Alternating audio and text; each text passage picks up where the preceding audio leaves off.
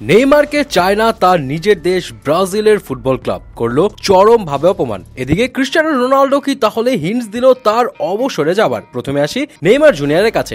এটা সবাই জানে যে ইনজুরি আর নেইমার জুনিয়র একদম তালে তাল মিলিয়ে চলে।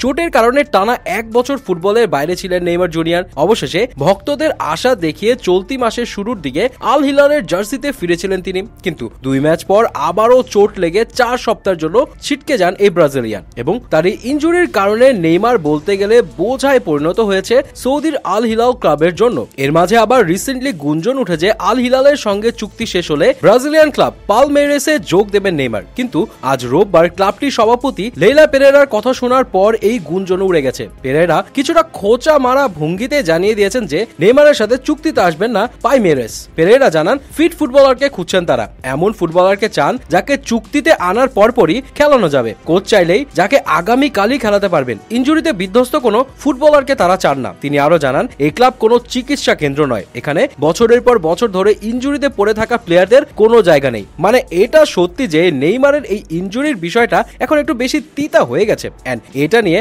আসলেই অনেক বিরক্তকর পর্যায়ে পৌঁছে গেছে। যাই হোক, তবে গতকাল পর্তুগাল পোল্যান্ডকে 5-1 গোলে হারিয়ে তো ক্রিস্টিয়ানো রোনাল্ডো নতুন এক রেকর্ড সেট করলো। সেটা হলো ইন্টারন্যাশনাল ফুটবল ম্যাচের সবচাইতে বেশি পুরুষ গোলদাতা এখন রোনাল্ডো, এন্ড সেই সাথে তার বাইসাইকেল কিক দিয়ে করা সেই গোলটা তো ভাই অস্থির ছিল। তবে 39 বছর বয়সী এই ফুটবলার খেলা শেষে একটা প্রেস ইন্টারভিউতে তার রিটায়ারমেন্ট নিয়ে জানায় সে হয়তো আর 1-2 বছর পর অবসরে যেতে পারে। এখন তার বয়স 39, কয়েকদিন পর 40 হবে, আর সেও জানে তার সামনে লিমিটেশন আসবে। সো যতদিন আছে ততদিন তিনি খেলাটাকে এনজয় করতে চান, এন্ড যেদিন মনে হবে তিনি আর এনজয় করতে পারছেন না তখন অবসরে চলে যাবেন। তবে তিনি এটা জানান যে অবসরে গেলেও তার কোনো প্ল্যান নেই কোচ হিসেবে বা টিম ম্যানেজার হিসেবে ফুটবলের সঙ্গে টাইড আপ হওয়ার। যাই হোক, আমরা জানি সবকিছুরই একটা শেষ আছে, এন্ড খেলার মাঠে এই সময় সীমার নিয়ম থেকে কেউ বেরোতে পারে না। কিন্তু তারপরও আমরা চাই না রোনাল্ডো এন্ড মেসির মতো এই লেজেন্ডারি ফুটবলার সুপারস্টারদেরকে মাঠে না দেখা যাক। বাট অপ্রিয় হলেও সত্য, এমনটা একদিন না একদিন আসবেই। মেসি আর রোনাল্ডো ছাড়া